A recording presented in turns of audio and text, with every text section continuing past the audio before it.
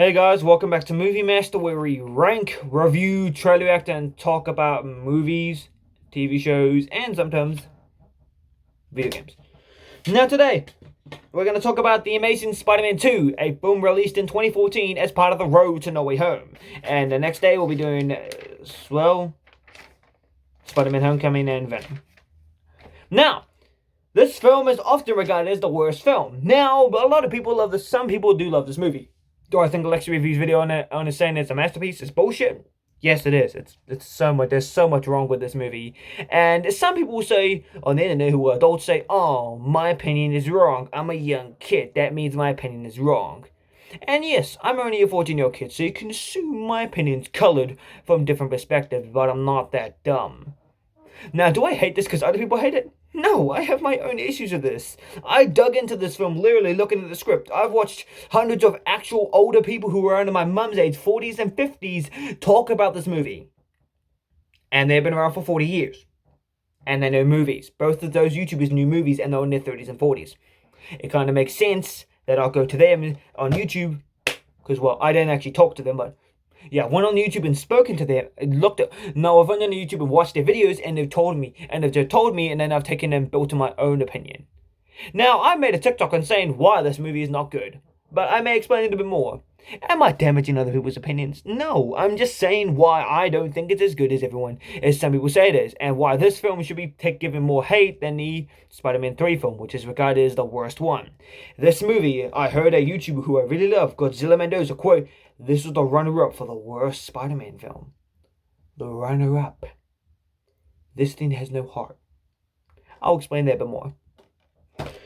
Now let's get with the good. But before we do that, actually, let's go to the story. After The Amazing Spider-Man 1 was released to moderate success, Sony, automatically being Sony, really put a green light on for a sequel with Mark Webb coming back to write and direct. And unfortunately, they hired Roberto Orci and Alex Kurtzman to do the writing. And if you've seen Star Trek Into Darkness and the first two Transformers films, it's kind of a low bar. The writing of this movie is so much more worse. But let's see what else is good. The suit, they decided to alter the suit and completely change the tone of the film to make it match up to the Raimi films. So, what is good, you may ask? The suit is awesome. Everyone's already described it. It's nice coloration, decent logo. I like the big wide eyes. I like how it has wider raised webbing, and it really felt like they were just pushing it for a different direction. Although I would have liked a softer transition. We don't get a physical transition from this one to this one. Because, well, it's just to be realistic. This film establishes that this is realistic. This is supposed to continue that. Well, I'll get into that later. Number 2, casting. The actors they cast are actually quite well known for resounding, very great performances they've done in other movies. And I think they're perfectly cast. Paul Giamatti, Jamie Foxx, all of it. Action is actually quite decent. I'll just say it's decent and then no further. In the middle, the acting is meh. Andrew Garfield, meh. Emma Stone, meh. All the actors are meh. There's no raising above the others. CGI. The CGI is quite meh. It's good. The Spider-Man suit looks good in CGI. Some of the other parts of CGI is kind of bad. Like Electro is kind of terrible in the CGI. But besides that, the theme, it's trying to scream out iconic, but it's alright. I don't think it's as great as the Raimi ones. It's quite decent. The ending, I get it was meant to set up the thing and it was kind of hyping cool, but I feel like more like an opening to a film rather than an ending. Andrew Garfield. Unfortunately, he is such a masterful actor, and I've said in my Tick Tick Boom and the social network that he's an amazing actor, and he's one of the reasons why I love those movies. But in this movie, no, he's terrible completely. Is that his fault? No. Is that the director's and writer's fault? No. Well, writers, sort of. But this is because Sony stepped in too much. Because, well, Roberto Orci and Alex Kurtzman, this movie makes Transformers Revenge of the Fallen look like a masterpiece of work. And that movie is often known, and I'll quite agree, has a messy script. Cluttered, has villains, but at least I can follow the plot. You know the thing you start from start to finish? I can follow that. But let's not get into that until we get into the bad. Now let's start off with the first thing. Gwen Stacy's death. The thing that this film is most known for doing. Is it sexist and offensive? Possibly. I don't know. I'm not that kind of person who digs deep into that kind of Me Too stuff, no offense. But Gwen's death makes sense to do in the film. Because, well, I know Cosmonaut Variety says we've already seen her die, but here's the thing. Not all of us are comic book fans. We only see the movies. Like, I only saw the movies. Because even though now, yes, I've read some comics, but I don't dig into the comics. When I was a kid, and I was 7 when I saw this. Yes, 7 when I saw this on DVD. I was shocked because I didn't know this. Not everyone flickers through the comics. It isn't the effing 90s anymore, 80s. I can't get the thing. I can't go and get Amazing Fantasy for 6 cents or some of the 90s comic for 6 cents or some shit.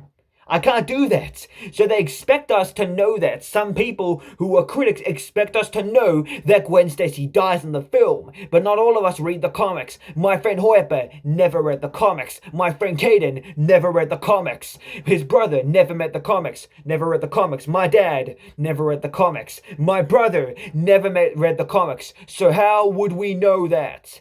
In my opinion, critics who are comic book fans take it way too far because they are comic book geeks.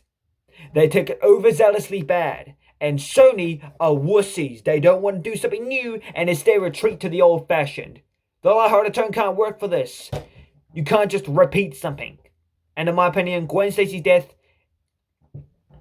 it's saddening, but for the past film we've seen them break up and get back together. Does that really show they're a good couple anyway? And another thing, is it even good? Because near the end of the fucking film, the same film, in the ending, he literally gets over it in like 6 months. Realistic yet not. In my opinion, here's what they should have done. Here's what they should have done instead. Like I said in the Amazing Spider-Man 1 rewrite, Captain Stacy should have stayed alive. And then died in the next film. At the end of the film, stating in Peter and Gwen's issues as a couple. And then in this third film, he doesn't keep his promise. Gwen's dad's promise is to stay away from Gwen, which will be realistic because you're looking out for your daughter, and your most biggest priority is looking out for those you love, and who he really loves that most is his daughter. Now,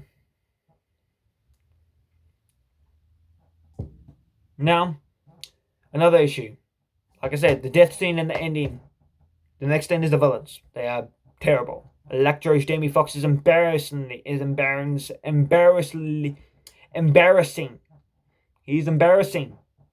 The second villain, Green Goblin, looks like an elf high on cocaine and crack.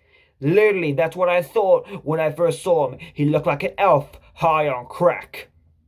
Literally, that's what he looks like. The ears are pointy as hell. He looks like an elf that sucked up a bunch of crack and cocaine and shoved it up his nose and his ass. And that's what he looks like. A cocaine-cracked elf. Now, another thing. The story is completely shit. And Sony, another point in this argument, is terrible. The story is messed up and fucked. Sony are the complete reason for this. Another thing, Avi Arad, already described it in Spider-Man 3's video. He effed up the film, did the same thing with this one. Now the biggest thing it does is setting up future films. Now, I respect the movie that tells the story but sets up a narrative perfectly. But that's ones like Ghostbusters or Sonic. They leave the film open-ended so that it can be revisited in a follow-up. That's what Sonic 1 does. It leaves it open-ended so that they can continue it or if they want. That's what Ghostbusters 1 Afterlife did. No setup sequel shit. It just had an open-ended no. Like it could end on where it is now or continue if the film succeeds. That's what Ghostbusters 1 did. That's what Ghostbusters 2 did. Open-ended. But all this film does. This film worried about just being a movie. You need to worry about that.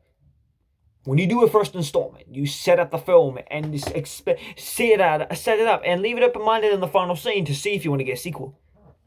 This film, well, when you do a sequel, you start to continue what went great with the next one and not set up. I don't mind they set up a cinematic universe, but do that in the third one. This film should have focused on being an Amazing Spider-Man 2. That's why I'm not worried Cobra Kai Season 4, even though Sean Chandler just said that it may be completely clustered. I don't believe that be true. The writers are a great team, and in my opinion, they'll find a way to work this out. Because Netflix isn't as controlling as Sony is. They'll learn to try and let them breathe and tell a good story. And I believe Season 4 will get its time to be its own story. And Season 5 will set up the future spin-offs. And in my opinion, Season 5 will likely begin a new story. This film should have been its own film, not a film involving Green Goblin, Rhino, Gwen Stacy's death, or should have been cut. Should have been Spider-Man, Electro, and Captain Stacy's death. That's why in this poster, no him, no Green Goblin, no Rhino, only Peter Parker, Gwen Stacy, like before, Electro, based the Big Shock, Captain Stacy with a gun, and a poster of, yeah. But we don't get that. We don't get it at all because it's not here. They set up the films. They do what an Iron Man 2 did. They set up the narrative and it hurts the story, but that film's still watchable. It's like Batman v Superman. I don't like the movie. And I don't mind anyone who doesn't. Who likes it. But I think it's bad. It sets up the... and Lexi Review says it's a masterpiece because it sets up a universe in one movie. And you can't do that. You can't set up a universe. You're supposed to do it one movie at a time. Iron Man, worried about being only a movie, not trying to set up anything. Incredible Hulk, did the same thing. Iron Man 2 worried too much about setting up future films rather than doing what it set up the narrative rather than telling the story. It set up a good narrative, but it hurt the story. You can set up an amazing narrative and hurt the story. And then Thor, well, it didn't really set up the narrative. It did that nicely, but still told a decent story. Captain America, the first Avenger, extended it further and then prepped it up for the Avengers. DCEU did that to try and catch up with Marvel. You don't do that. Why do you think I don't like the DC movies? Not all of them. Some of them are good, yeah, but most of them are crap. It's just a big blatant thing to try and catch up with Marvel. And the only reason they did a dark tone in the first place was to try and do the opposite of Marvel and be reviled for it. Now, that's why I would have loved these movies. As a kid, I agree that the suit was actually kind of cool looking. Was it as better than the original? Hell no. But I liked the suit. I thought it was unique, different. It always felt off when we got slammed with this. Because the first film took a grounded, dark, very different, edgier approach to the Spider-Man character. But then we got bursted back into lighthearted fun and whippy, snappy laugh. If they're going to do that lightly, but just keep a dark tone. Like, keep a dark, grounded tone. Just make it a bit happy. Like, Movie Flame saying that, oh, it's Amazing Spider-Man 1 should have been dark like a dark night because it's dark and sad. He doesn't realize to say, Batman is dark and gloomy, like I said in my review of the last movie based on this. The real world is not dark and gloomy. We don't have depressing people on this. We don't have depressing shitty cities. We don't have fuckwits walking around. We don't have clowns running around pencil with a Gatling gun. We don't have that in real life. We have depressed people here. We have shit cities here. But that's not what real life looks like. It's not all dark and dreary. That's perspective. That's what Gotham is. It's a dark and dreary place, and a place no human on Earth would want to live in. I'm questioning as to why people say, maybe we should leave, or when that's what they should have done instead, or just, I don't know, just solve the problem and kill some of the bad guys. But yeah, obviously that's not the right thing to do. Just call them up in jail. So, but the real world is not dark and scary. That's why I like this one, because it's realistic. It's happy go and then dark. That's what the real world is. It's happy, it's dark, it has its good, it has its bad. You lose stuff, you gain things. Loss, sadness, gaining, giving, selfishness, anger, sadness, happiness. They define us they define us of who we are. They make us who we are. How we are as a child. It's a story that will make us into the people we grow up to be. And the choices you make, it's the choices you'll make in your future. Like the people in my school. The people who bully me. One of them is a girl. She's mean, disrespectful. Overall bullies my friends and me. And well, she doesn't do any schoolwork. And she may fail. I bully the person that tries to bully me and my friends. And has successfully bullied my friends. Will luckily be a failure when in their adulthood. Because when you bully people, high school, they make you feel like you're invincible. Bullies always feel like that. You feel like you're going to be on top of the world every day. And then no matter what, everyone will respect you and treat you like a king or queen depending on who the hell the gender is. But once you leave, once that high school just blows away, you won't be like that anymore. You won't be a king, you won't be a queen, you won't be a prince, you won't be a princess. You won't be anything. You'll be just another person in the world, walking around, doing nothing but just a job of 9 to 5 and a shitty renting house. That's what the real world is. It's what it is, and it's what's been for pretty much all my family when they've left the high school. And from one of my family who said, "Oh, primary school's harder than high school." It isn't. Work is more harder than high school. High school is more harder than intermediate. Intermediate is more harder than primary. That is life. Everything will get harder, whether you like it or not. You either got 3 choices. 1, you step it up. 2, you fall a bit, but you try to get back up. You try staying in the middle lane. Or 3, you fail. Now, those are disabilities. That's natural. They can't always keep up with what's going faster than them. That's why I have my issues. But say that, yeah. Think that you're on top of the world and then you lose all that is karma to bullies and to people who think they're invincible. You're not invincible in high school. You're not powerful. You're not a king. You're not a queen. You're not a powerful person. Like supervillains, they think they're on top of the world. They think they have everything they want. But that's not real like it is when they get that all stripped away from them. They're just a human. And that's what these movies could have done. But we don't. And the thing this movie does, it banks off the title. It's called Spider-Man, The Amazing Spider-Man. It doesn't try and redo some of the good success of this movie. It instead focuses all its attention on setting up future movies. Like literally, there are so many emails about The Amazing Spider-Man 3. And honestly, the way it was pitched looked like shit. It tries to force the fact that this is iconic. When you're iconic, you need 5 things, in my opinion, in order for a franchise to be iconic. Number 1, the character you introduce as our main character we follow through the story should be the same one and the one that's the most interesting. And he kept, like with Spider-Man, how do you think the Raimi films kept their iconicness, and how do you think they keep it up today? Peter Parker wears the same suit. The only major changes is tweaks from Spider-Man 1 and 2, tweaks tiny, and then major changes from the original red and blue to the black suit. And sort of a big one is one was wrestling to his red and blue suit. That was the issue. It made, no, not the issue, it was one of the things that made it iconic. The suit of a hero. That's how a superhero movie succeeds. That's how an iconic superhero movie succeeds. And a franchise. It establishes a good character that keeps its consistency. 2, the tone. The tone must stay singular. Like the Fast and Furious movies, it keeps it dark, yet sometimes lighthearted. Spider-Man, lighthearted, yet dark, and a bit dark like real life, to keep it grounded with death. And it kept that campy, cheesy feel, but it mastered it. It kept the balance. And then, 3rd is your music. Your music must be scream iconic. It wasn't iconic like the Raimi films. It did the opposite of Raimi. But the minute they heard criticism, they tried to force the fact that the sequel was iconic. You were meant to believe the suit was iconic. You can't do that with one movie. You can't just build up iconicness by changing everything and expecting it to make it be iconic or bank off the success of its franchise. When I saw Spider-Man with the mask, did it mean anything?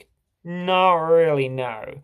I think it would have made more sense if in The Amazing Spider-Man 2, Gwen's Captain Stacy died instead. So he lives through the first film, dies in the sequel. And then in the 3rd one, Gwen Stacy dies and he quits being Spider-Man. But by that point, he's already changed from the first during the second Amazing Spider-Man. His first suit gets damaged and gets switched over to one similar to, and then in the 3rd film, he gets switched to one like this. So that establishes the suit. And by the next film, we've seen the suit for at least a few movies, and we've seen that it meant something. That was one of the last things made by Gwen Stacy. If it were in the canon.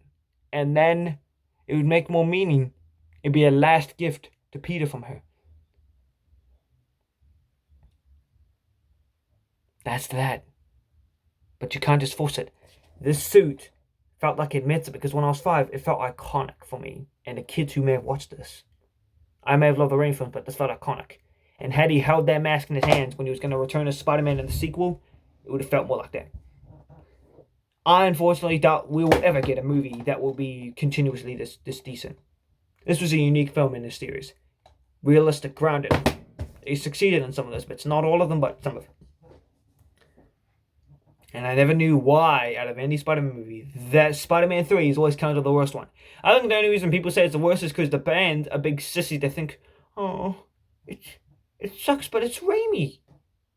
They're a bit too overzealous. They trash Raimi. They are always so harsh on Raimi because apparently he failed them.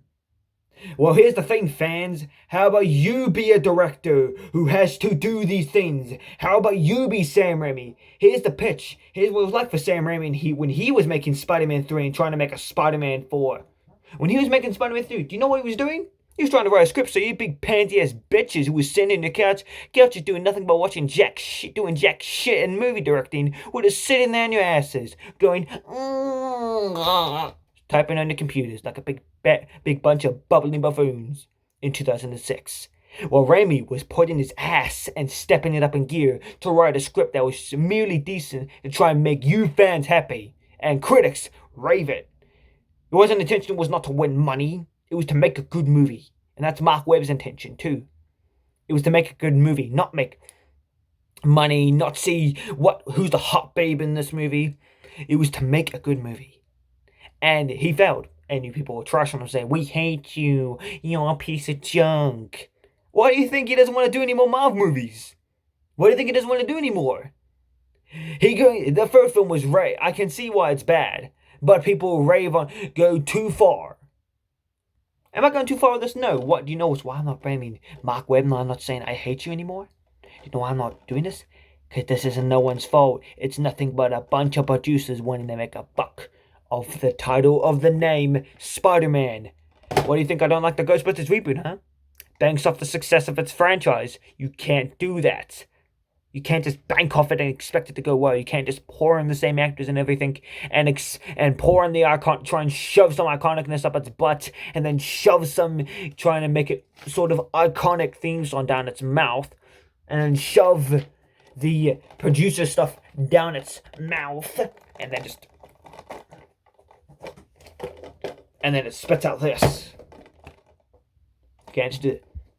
You need to do it lightly and not go.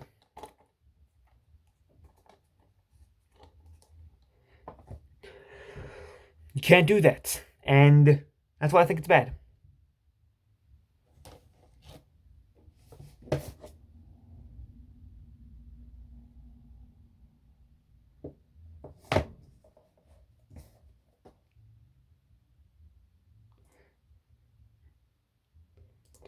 And I always like how they put these critical things saying the film is good. Look what it says.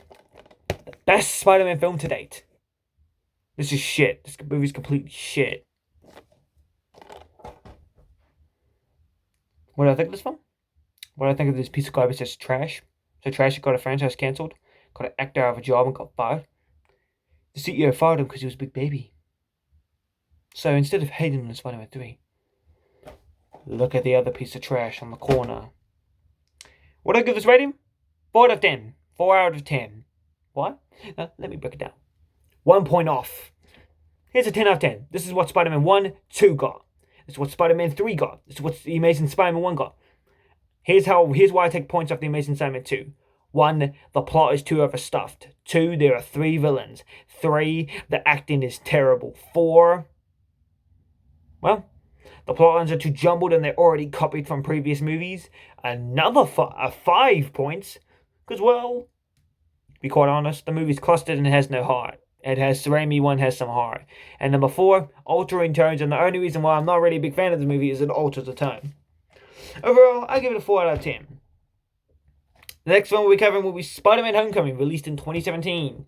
And yeah, make sure to see you guys later. Make sure to like, subscribe, and click the notification bell so you don't miss any future Movie Master content.